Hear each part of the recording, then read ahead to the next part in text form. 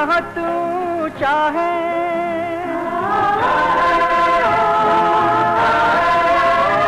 और दूर बहुत है तारे।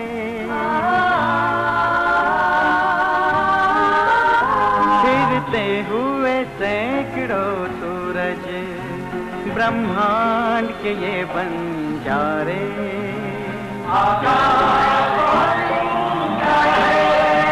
सदियों के भंवर बहते हैं, अनगिनत है समय के धारे, और नीला सा एक मोती कहते हैं ज़मीं हम सारे, ज़मीं हम सारे, ज़मीं हम सारे। छोटी सी बूंद सी धरती सागर से कहीं गहरी है, आकाश की गंगा में ये बजरे की तरह बहती है। आकाश बहुत ऊंचा है, ऊंचा है, ऊंचा है।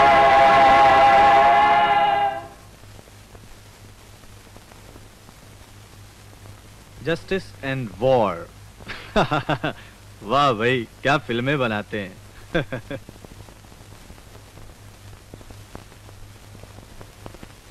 संजू, विपुल, चलो दोनों दूध पी लो। हाँ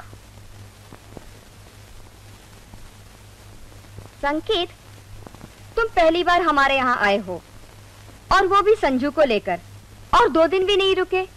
ये बहुत गलत है। अरे दीदी, अगली बार जब मैं आपके यहाँ आऊंगा तो आपके पास पूरा 1 हफ्ता रहूंगा। इस बार तो दीदी समय ही नहीं। वो तो मास्टर विपुल की खातिर मैंने नागपुर होते हुए लोनार जाने का प्रोग्राम बनाया। Thank you uncle. धूमकेतु की दुनिया अभी तक मुझे याद है। हाँ, और उल्का पिंडों की दुनिया तुम्हें बहुत याद रहेगी, देख लेना। अरे भाई, अब ये छोड़ दो और जल्दी से सोने की तैयारी करो, समझे? हमें सवेरे जल्दी उठकर एक लंबी यात्रा तय करनी है।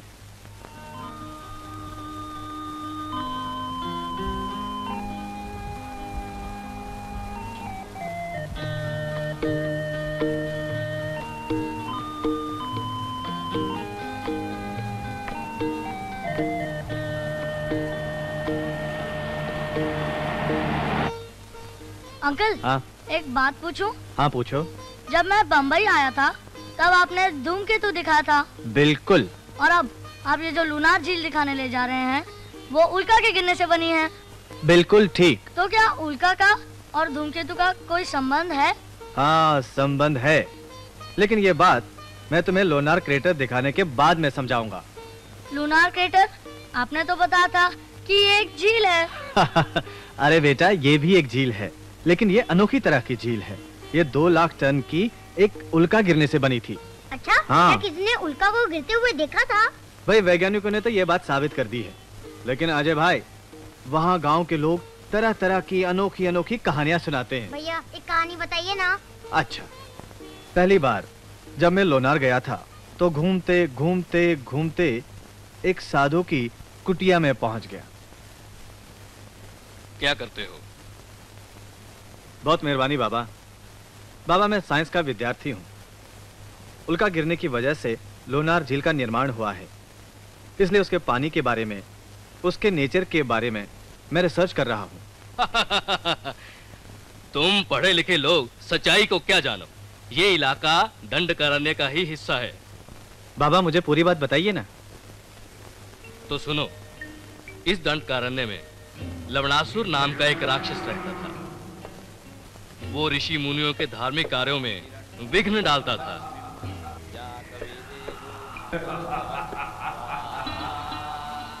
लवणासुर के अत्याचारों से तंग आकर स्वयं महर्षि शुक्राचार्य ने भगवान विष्णु से प्रार्थना की कि वे उसे मार डालें।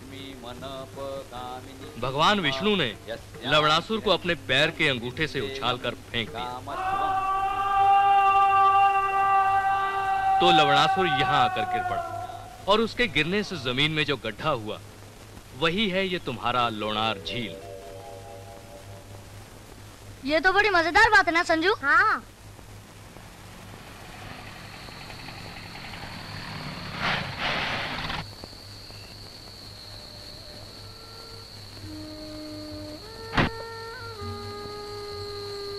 और ये है लोनार झील।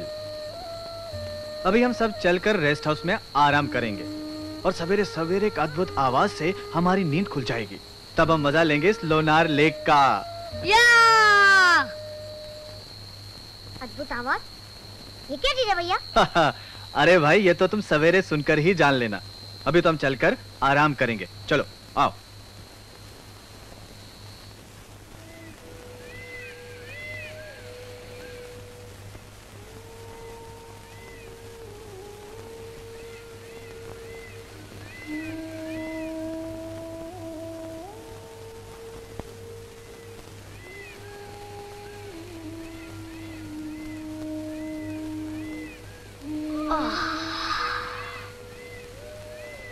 संजू, तुमने कुछ सुना? हाँ, मुझे कुछ सुनाई तो दे रहा है। मम्मी, मम्मी, आपने कुछ सुना? विपुल, सो जाओ अभी जरा। भैया, भैया, हाँ, भैया उठो ना भैया। क्या है? आपने कुछ सुना? क्या? सुनो। हाँ, कल मैंने कहा था ना, सुबह सुबह एक अद्भुत आवाज हमें जगाएगी। यही है वो अद्भुत आवाज, मोर की आवाज। हाँ, चलो जल्दी जल्दी तैयार हो जाओ। हम झील की तरफ जाएंगे ना? हाँ, झील देखने जाएंगे जरूर। उल्काओं के बारे में कुछ बताइए ना संकेत अंकल। भैया भैया मुझे भी बताइए ना। चल भाई, शुरू हो जा। हाँ भाई, बताता हूँ बताता हूँ। हाँ तो बच्चों, ध्यान से सुनो। ये जो उल्काएं हैं, ये धूमकेतु के मलबे से निकले हुए छोटे छोटे टुकड़े हैं।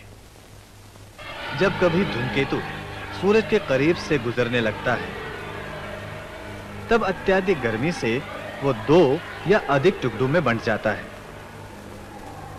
धूमकेतु अंतरिक्ष से गुजरते समय उसके छोटे बड़े टुकड़े वो अंतरिक्ष में छोड़ता हुआ जाता है, और ये ठोस टुकड़े हवा के वातावरण से गुजरते हुए तेज गर्म हो जाते हैं, और इस तेज गर्मी के कारण पिघलने या भाप बनकर उड़ने से पहले ये तेजी से चमकने लगते हैं।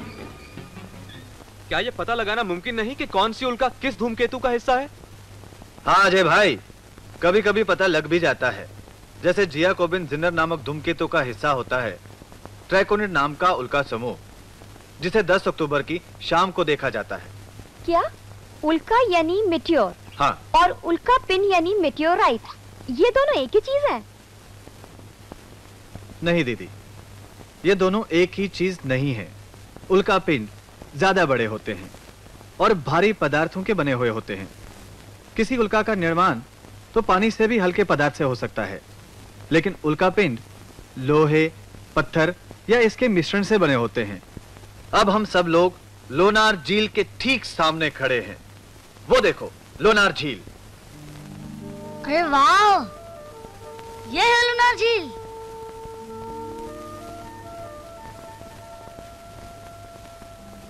अंकल, हाँ, ये उल्का पिंड कितने बड़े होते हैं?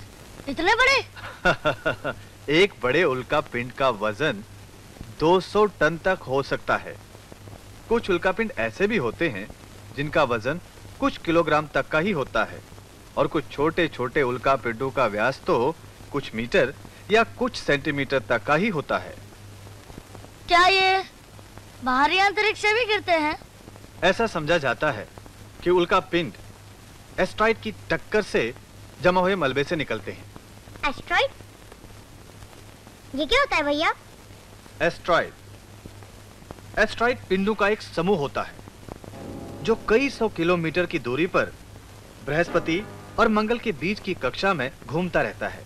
ये पिंड इतने छोटे छोटे होते हैं कि इन्हें ग्रह तो नहीं कह सकते, लेकिन इनमें से ज्यादातर ऐसे होते हैं जो अपनी परिक्रमा रेखा में लगातार घूमते रहते हैं, घूमते रहते हैं, घूमते रहते हैं, और कभी कभी ऐसा होता है कि ये आपस में टकरा जाते हैं और छोटे छोटे टुकड़ों में बंट जाते हैं। तो क्या उल्का की तरह ये भी सब जब जमीन पर गिर जाते हैं तो गर्मी पाकर चमकने लगते हैं? शाबाश, तुमने बहुत अच्छा सवाल किया।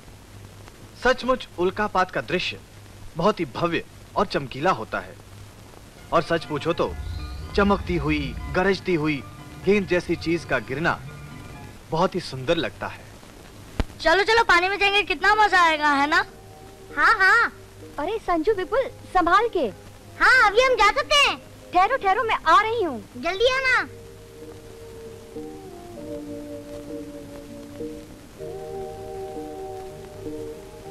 शायद बारिश होने वाली है। क्या नीचे जाना जरूरी है? हाँ अजय भाई, नीचे बहुत सारे मंदिर हैं। अगर बारिश आई तो वहां जाकर बैठ सकते हैं। चलिए चलिए चलिए।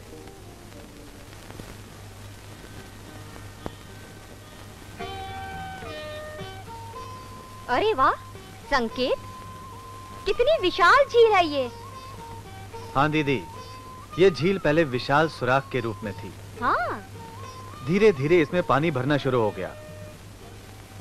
इस झील की चौड़ाई 1700 मीटर के करीब है और इस झील की गहराई लगभग 80 मीटर।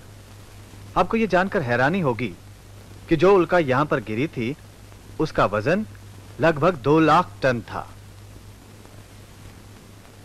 इसका पानी खारा है ना भैया? लौनासुर के शरीर की मैल और उसके बुरे कर्मों के कारण इसका पानी खारा है ना अंकल? नहीं भाई नहीं, पहले इन पत्थरों को देखो। खारे पानी के असर से हजारों सालों बाद अब ये बुरबुरे हो चले हैं, यानी कि पाउडर जैसे होने लगे हैं।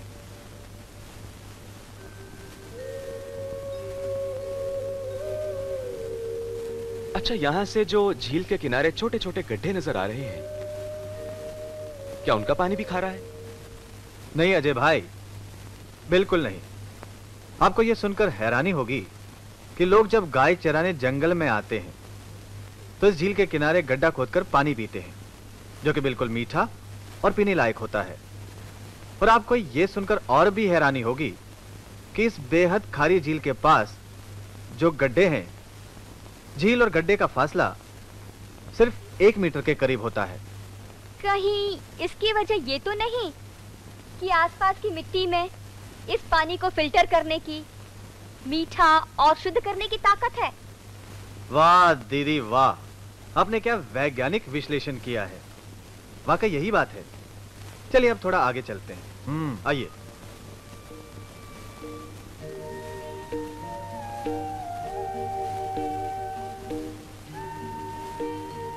ए संजू, अरे चल ना यार। रुकना। ए मोटू, क्या बैठा है? चल। मैं तुझसे बड़ा हूँ, इज्जत से बात कर। चल चल जा जा। अरे संजू विपुल, झगड़ा क्यों कर रहे हो? अच्छे बेटे झगड़ा नहीं करते। चलो चलो आगे जाना है ना, चलो आओ जल्दी।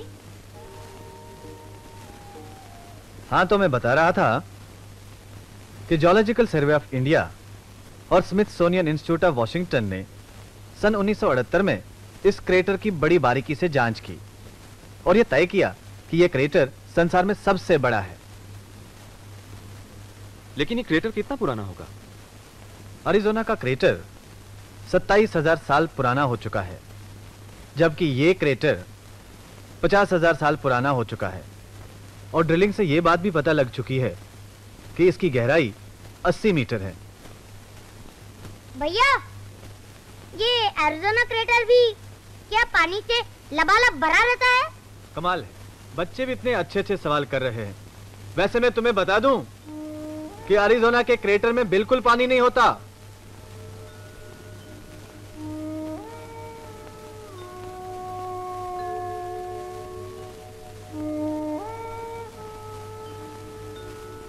मम्मी जल्दी आओ ना।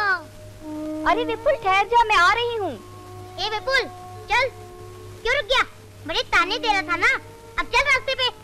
अब कितना लंबा रास्ता है? झील किधर है?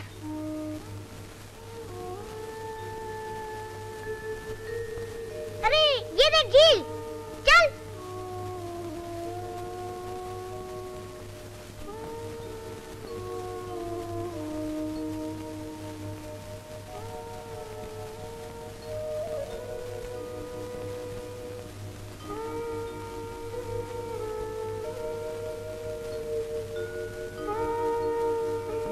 मैं हाथ लगाऊं? अरे मत लगा, कुछ हो जाएगा तो। अरे संकेत अंकल ने बोला है कि ये खारा है। चिल्ला मत, कुछ नहीं होगा।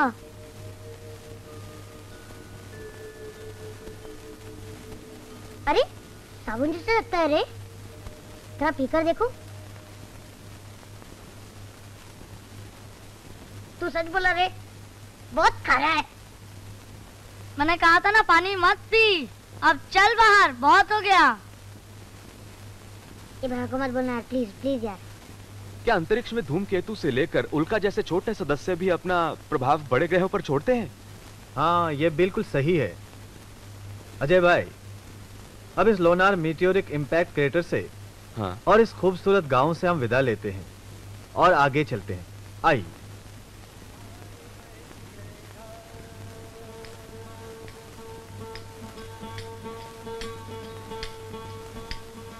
कितनी सदियां बीत गई, जान सके ना कोई।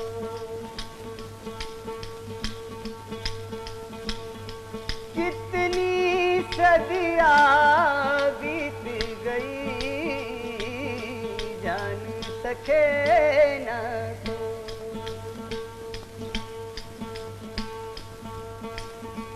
लोनार झील की महिमा पार मिलते हैं जिसमें 52 किस्म के खार।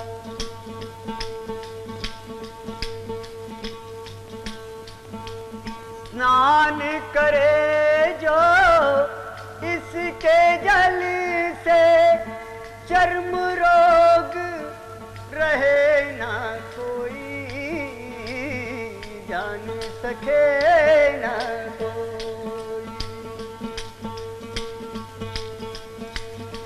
कितनी सदियां बीत गई, जान सके ना कोई।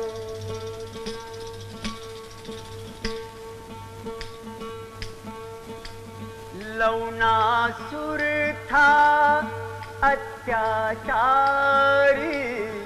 मारे उसे जब जगत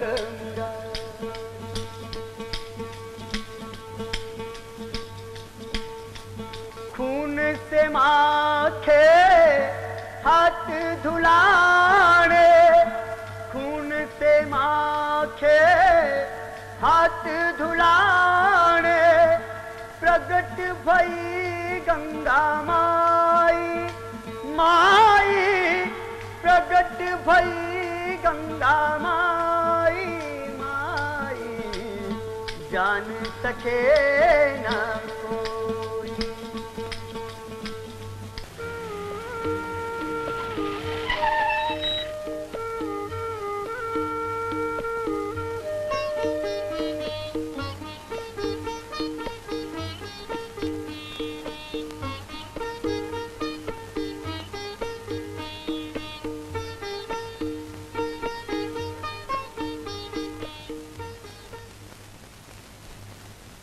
नमस्ते सर, क्या हम लोग अंदर आ सकते हैं? हाँ हाँ, आइए आइए। Thank you sir. बैठिए।